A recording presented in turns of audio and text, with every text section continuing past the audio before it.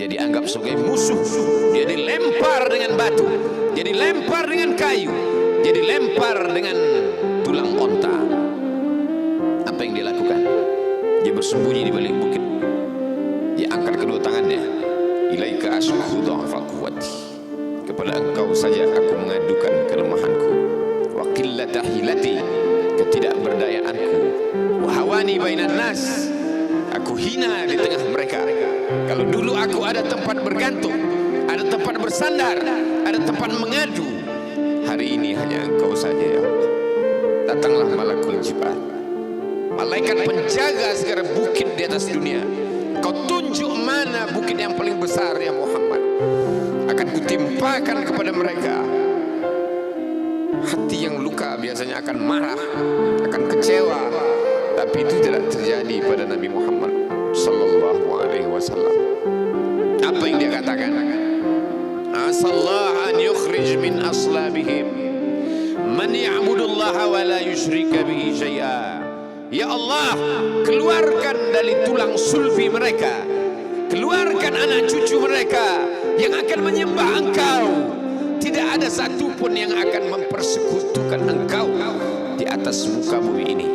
Doanya dikabulkan, hatinya susah, pikirannya kacau, tapi lidahnya tidak berkata-kata kasar. Dia doakan agar anak cucu mereka menyembah Allah. 100% penduduk Taif hari ini bersyahadat asyhadu an la ilaha illallah wa asyhadu anna Muhammadar Rasulullah. Doa orang yang teraniaya, doa orang yang terzolimi. Dia berhenti di sebuah kebun. Ada seorang yang bukan terpandang membawakan beberapa ranting anggur sebagai pelipur lara, penghilang haus, pelepas dahaganya. Ketika anggur itu akan masuk ke mulutnya, dia berkata Bismillahirrahmanirrahim, atas nama Allah. Maka hamba sahaya miskin, susah, melarat, perantau yang tak punya apa-apa itu heran. Apa yang kau ucapkan? Bismillah. Kau sebut nama Allah ya. Tidak ada satupun orang di kampung ini kalau makan menyebut nama Allah. Siapa engkau?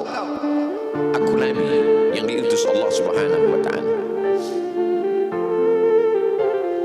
Berarti engkau sama dengan orang yang dulu pernah berada di kampungku. Engkau dari mana? Aku dari Ninawi. Ninawi ya. Di sana ada saudaraku, kata Nabi Muhammad sallallahu alaihi wasallam. Di sana ada saudaraku namanya Yunus bin Matta. Yunus bin Matta adalah saudaraku. Sama-sama hamba yang diutus Allah Subhanahu wa ta'ala. Dia juga diingkari oleh kaumnya. Dia masuk ke dalam lautan, ditelan seekor ikan dalam 3 kegelapan. Gelapnya tengah malam, gelapnya lautan, gelapnya perut ikan. Dia berserah kepada Allah. La ilaha illa anta subhanaka inni kuntu minal zalimin. Begitu cara Allah mengingatkan Nabi Muhammad SAW. Apa yang kau rasakan hari ini belum ada apa-apanya dengan apa yang pernah dirasakan oleh Yunus bin Matta.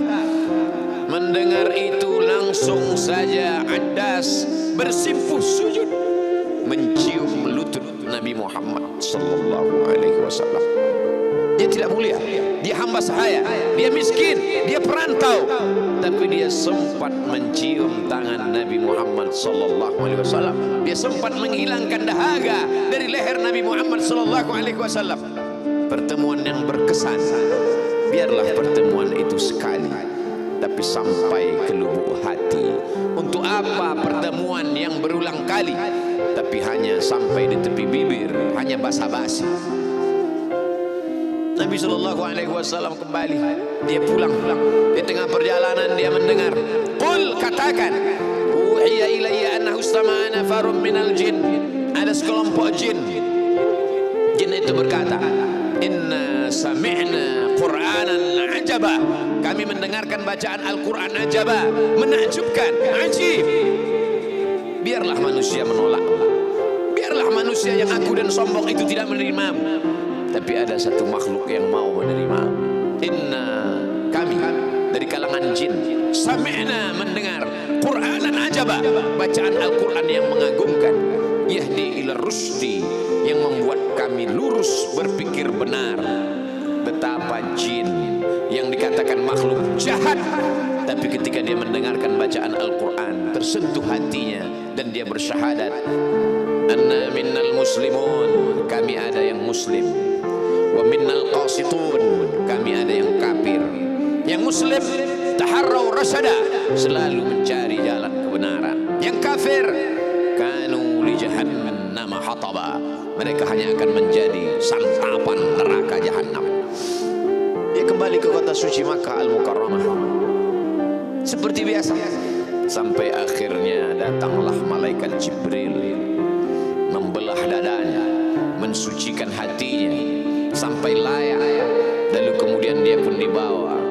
Subhanalladzi asra bi'abdihi lailan, maha suci Allah yang memperjalankan hambanya pada suatu malam, minal masjidil haram ilal masjidil aqsa, dari masjidil haram ke masjidil aqsa, alladzi barakna haulah, kami berkahi sekelilingnya. Untuk apa? Linuriyahu min ayatina, kami ingin memperlihatkan kepadanya tanda-tanda kebesaran kami. Selama ini dia hanya didengar, azab kubur didengar, neraka jahanam didengar, malaikat didengar. Hari ini kami ingin memperlihatkan tanda-tanda itu kepada hamba kami. Jangan bersedih ketika kau didustakan, jangan bersedih ketika kau dibunuh karakter, jangan berduka cita ketika tidak ada manusia yang menerimamu, karena sesungguhnya itu hanyalah cara Allah menguatkan hatimu, karena dia ingin mengangkat derajatmu, menempatkan di tempat yang terpuji, memperlihatkanmu sesuatu yang tidak pernah dia perlihatkan kepada manusia yang lain. Dia buat hatimu hancur berkeping agar tidak lagi ada tempat makhluk dalam hatimu, yang ada hanya Allah semata. Ma fi qalbi ghairullah. Pada saat itu mentalmu sudah kuat, layaklah engkau berada di tempat yang terpuji. Kalau ada orang menyakitimu, jangan berduka. Kalau ada tetangga, sahabat, kawan baik meninggalkanmu, jangan berduka lara, karena sesungguhnya di balik itu semua, fa inna ma'al usri yusra, inna ma'al usri yusra. Idza daqat 'alaika dunya faqul ya Allah. Kalau terasa sempit dunia, mengadulah kepada Allah.